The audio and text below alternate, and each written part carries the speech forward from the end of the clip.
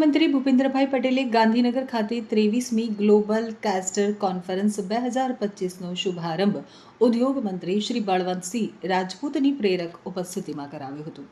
Powering sustainable solutions for a greener future theme સાથે solvent એક્સટ્રેક્ટર્સ association દ્વારા આયોજિત આ કોન્ફરન્સમાં 15 કરતાં વધુ દેશોના 400 કરતાં વધુ ડેલિગેટ્સ સહભાગી થયા હતા.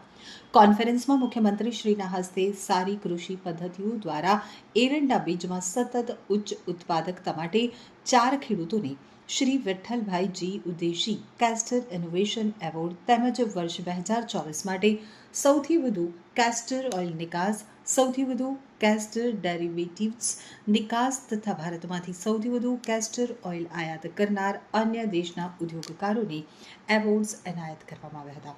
મુખ્યમંત્રી શ્રી ભૂપેન્દ્રભાઈ પટેલે આ પ્રસંગે અધ્યક્ષ સ્થાનેથી સંબોધન કરતા જણાવ્યું હતું કે વડાપ્રધાન નરેન્દ્રભાઈ મોદીએ કૃષિ આધારિત ઉદ્યોગોને નવી દિશા આપી ગ્રામીણ અર્થતંત્રને સક્ષમ બનાવ્યું છે.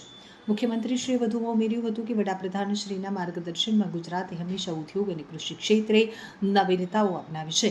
તેમના વિઝનરી નેતૃત્વમાં ગુજરાત માત્ર દેશનું આર્થિક ગ્રોથ એન્જિન જ નહીં પરંતુ ઉદ્યમશીલતાનું પ્રતીક બન્યું છે. તેમણે ગુજરાતને પોલિસી ડ્રીવન સ્ટેટ બનાવ્યું છે. તેના પરિણામે કૃષિ અને ઉદ્યોગ એકસાથે પ્રગતિ કરી રહ્યા છે. મુખ્યમંત્રીશ્રીએ આ કોન્ફરન્સને એરંડા ઉદ્યોગ સાથે સંકળાયેલા ખેડૂતો અને ઉદ્યોગોના વ્યાપક હિતમાં આ ક્ષેત્રને વધુ સારી રીતે વિકાસ થાય તે માટેનું યોગ્ય પ્લેટફોર્મ ગણાવ્યું હતું.